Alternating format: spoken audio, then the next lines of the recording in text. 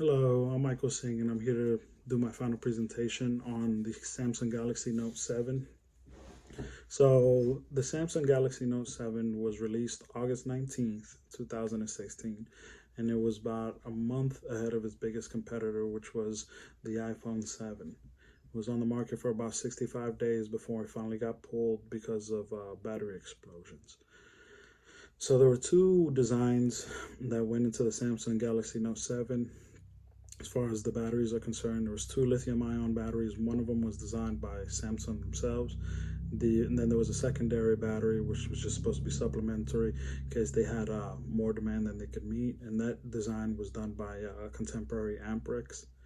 So the first design that they had issues where, because of the slimness of the Samsung Galaxy Note 7, the battery didn't fit quite right. It was very little space for it, and it would get bends in the top right side, which would then cause it to short out, and it would get what they call thermal runaway, where the battery would just continue to heat up until it would finally combust.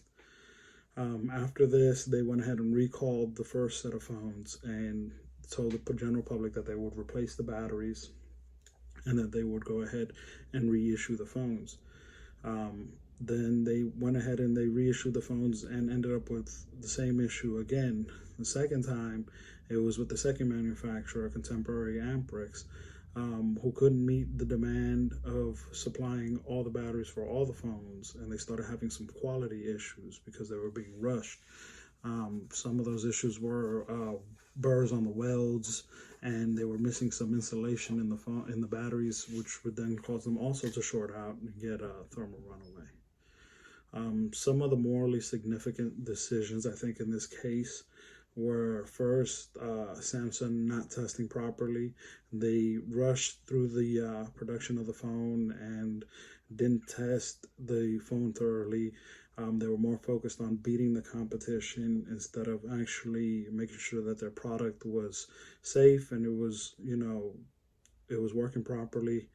Um, the second morally significant decision I think that affected this case was not testing the replacement batteries. I think that once they got the opportunity to go ahead and fix their first mistake, they should have went through and made sure that the second battery was functioning properly. Should have done the testing that they didn't do the first time to make sure everything was all right, and instead they re-released the phone without testing the second battery properly and ran into the same issues, which eventually led to them having to pull the product completely off the market.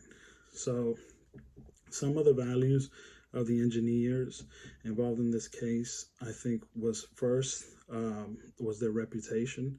I think they had in mind the reputation of being first to market. They were more worried about the reputation about being first to market, and they were focused on being the better product and so on and so forth, instead of actually focusing on how good their product was functioning, if everything was okay, making sure that they tested properly before they actually released the phone. And I think another value that the engineers had, indirectly, was profit. I think in the back of their minds, they knew that if they were first to market, they would get the bigger profit share of the market because consumers would see their phone first and would buy their phone first, which would then eventually trickle down to them. So I think profit played a big role in some of the decisions they made.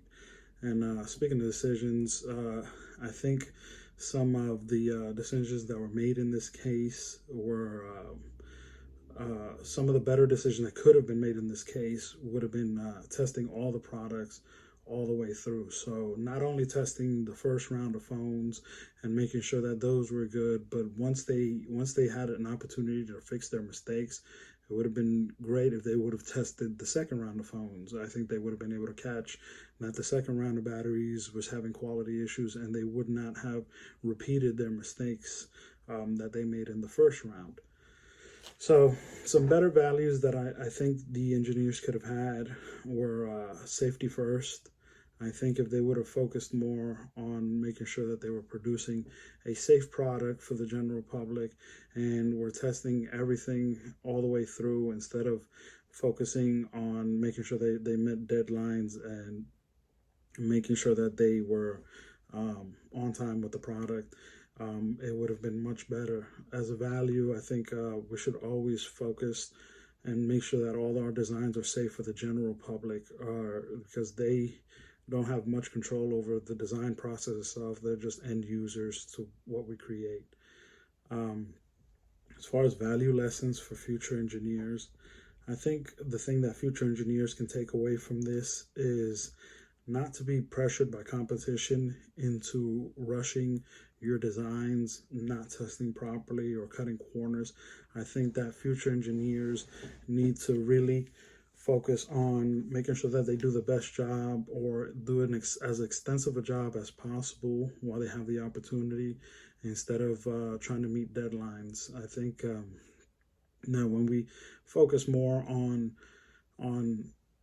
the things that matter, making sure we test our products and things like that, instead of being pressured by competition, it works better not only for the engineers but also for the end consumer and for the company as a whole. You don't make mistakes like this um, repeatedly. Another value lesson I think that future engineers can take away from this is not to let their egos get in the way.